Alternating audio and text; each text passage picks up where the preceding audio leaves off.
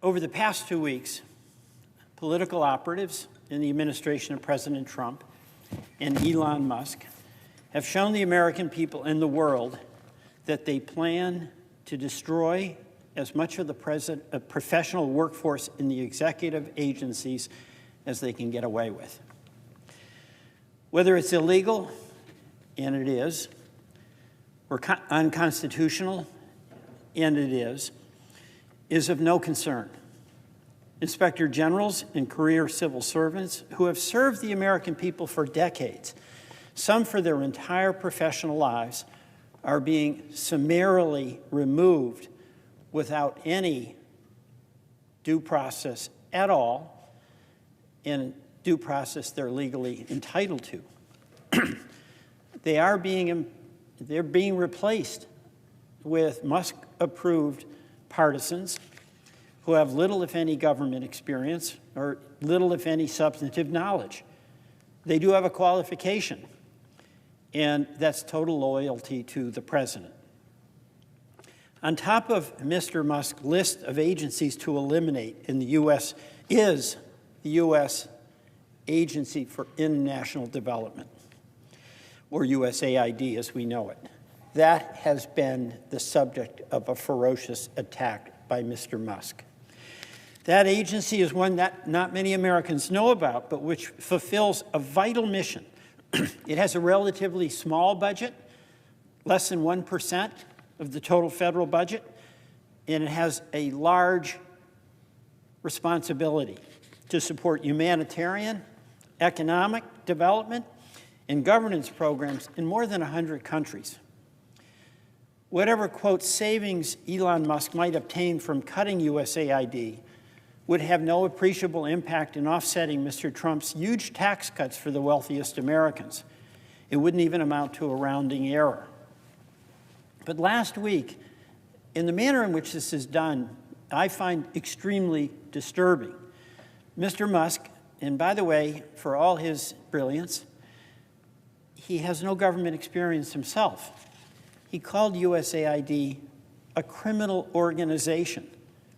Dozens of USAID's dedicated senior officials, including the Office of General Counsel, were purged.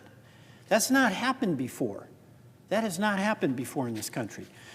And over the weekend, Musk called USAID evil and a viper's nest of radical left Marxists who hate America. Others in the administration have accused USAID personnel of insubordination and acting against American interests without producing any evidence to back that up. Reminiscent of the McCarthy era, make the accusation, destroy the reputation, and move on. That's a serious question, and we should, each of us, be asking the implications of this language. I find Mr. Musk's accusations appalling. I know they're factually baseless, and frankly, I find them despicable. It's also curious because in 2022, his company Starlink received millions of dollars from USAID for Starlink's operation in Ukraine, not to mention the incredible amount of taxpayer subsidies that helped Tesla become the major company that it is. And Mr. Musk, he's a billionaire, as we know. He has no reluctance to take taxpayer funds from USAID. None. He took money from USAID. It was a good organization when the money was coming from it to him to help us in Ukraine. But now he's calling it a criminal organization.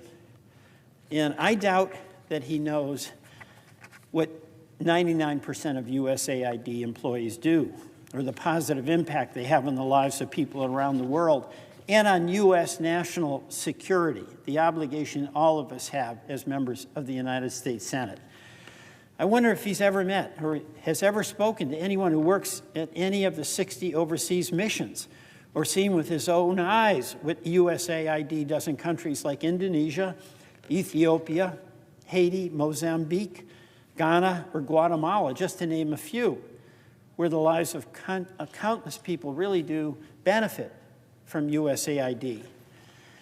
And being billionaires, President Trump and Elon Musk may not be aware that fully 1 billion people in the world live on less than $1 a day.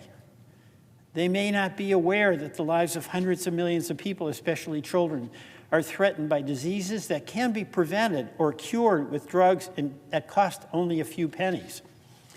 Or maybe Mr. Musk is not aware that the life of every American is threatened by the spread of infectious diseases. We saw that with COVID, and there's other diseases out there where what we do elsewhere protects the health and safety of people right here at home. Or maybe Mr. Musk isn't concerned that the Earth's tropical forest and endangered species are being decimated by illegal miners, loggers, and wildlife traffickers, who are often in collusion with local police and transnational criminal organizations to feed, by the way, China's insatiable demand for minerals, timber, and wildlife. Consequences to the environment be damned. USAID works with local governments and organizations to protect forests in South and Central America, Central Africa, and in Indonesia, and to train wildlife rangers to combat poaching and trafficking. It may make absolutely no difference to Mr. Musk, as it clearly doesn't to President Trump, that the rising acidity of the oceans in plastic pollution are destroying what remains of the world's coral reefs and marine species at the bottom of the food chain due to the burning of fossil fuels. And USAID works to protect marine ecosystems and support the reduction of fossil fuels, carbon emissions, and reduce plastic waste. Mr. President, government corruption, repression, and impunity may not be a priority in other countries for President Trump and Elon Musk to take on, even though they are major causes of the poverty in the world, political instability and violence, narcotics trafficking, and migration in our own hemisphere. So what happens in these countries makes a difference in what happens here, especially with respect to immigration. And these are just a few of the many complex global problems that USAID personnel works to address every single day, partnering with foreign governments and thousands of non-governmental organizations. Those are real people. They're doing real work, even though they aren't CEOs. They're doing their best to address poverty, environmental degradation, corruption, and governance. It's affecting non-governmental organizations, contractors, and institutions of higher education in Vermont, this attack on USAID. These are Vermont organizations, Mr. President, that have a long history of implementing USAID humanitarian and development programs. I'll mention a few: World Learning, Tetra Tech ARD, Resonance, and the Vermont Afghan Alliance are examples. They're being decimated as a result of this order. And suddenly, out of the blue, without even an hour's notice, these organizations and others were forced to shut down programs and lay off staff with no idea of what comes next. Many of their employees are working overseas where they are stranded without even the ability to have funds to pay for flights home. That's how sudden it was. And unlike Mr. Musk, they don't have their own private jets. This not only sends a message to the people of those countries that the United States can't be relied on, it's pretty cruel. Create that uncertainty, that confusion, and then that desperation. The U.S. Agency for International Development, like any federal agency, is not perfect. And anytime there's talk of reform coming from your side of the aisle or ours, I'm all ears, because anything we can do to make what we have work better, we all have an obligation to do our part. But USAID was established by an act of Congress more than 25 years ago. And constitutionally, no president and no unelected billionaire can unlawfully shut a congressionally authorized agency down. There's no authority to do that. And we shouldn't stand by and essentially abdicate our Article I authority and cede the capacity to a president to pick and choose among agencies legally authorized by the Congress as to whether he will destroy it or continue it.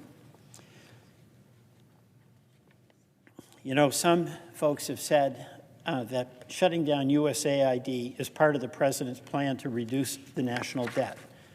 It isn't. You know, I think the president cares a lot less about the national debt.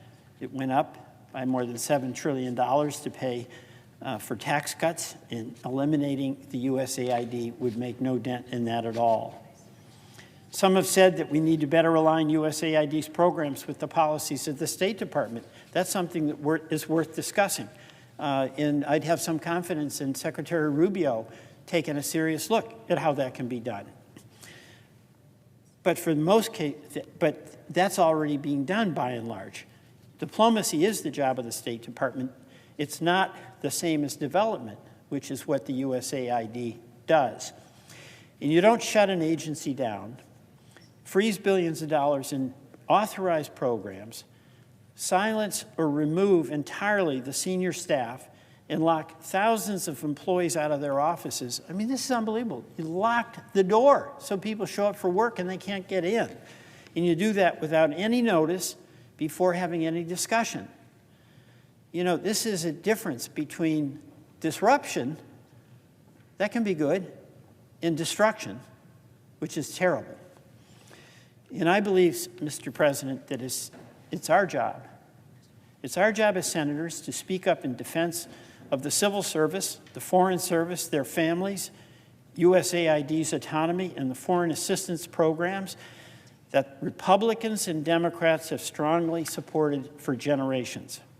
Programs that have been the building blocks of U.S. security partnerships and alliances around the world that we depend on to prevent conflict, respond to humanitarian disasters, and create markets for U.S. exports, and counter the malign influence of our adversaries. Mr. President, as my colleague, the senior senator from South Carolina, has said year after year when speaking about USAID, quote, soft power is a critical component of defending America and our values, unquote. He's been a consistent defender of USAID's workforce and budget, as have many other Republican members of Congress, leaders of the U.S. business community, and senior military officers who understand that diplomacy and development are as important to preventing conflict as the threat of military force and a strong military, which we support. It wasn't long ago that Secretary Rubio, then our colleague Senator Rubio, praised USAID's work in global health, in aiding victims of natural disasters, in supporting Venezuelans who were persecuted by that dreadful Maduro, until Elon Musk decided that it's, quote, time for USAID to die. Really said that, time for USAID to die. USAID previously had always received bipartisan support. This is no time for the Congress of the United States Senate, to stand by passively, while an agency that plays a unique, indispensable role in protecting the interest and the influence, the security and the reputation of the United States around the world is decapitated and dismantled. Those responsible for this self-inflicted disaster have no respect for the law, no respect for the will of Congress, and no respect for the thousands of truly patriotic public servants who have devoted their lives to defending the interests of the United States and presenting a positive face of America in some of the world's most dangerous places. Mr. President, I yield back.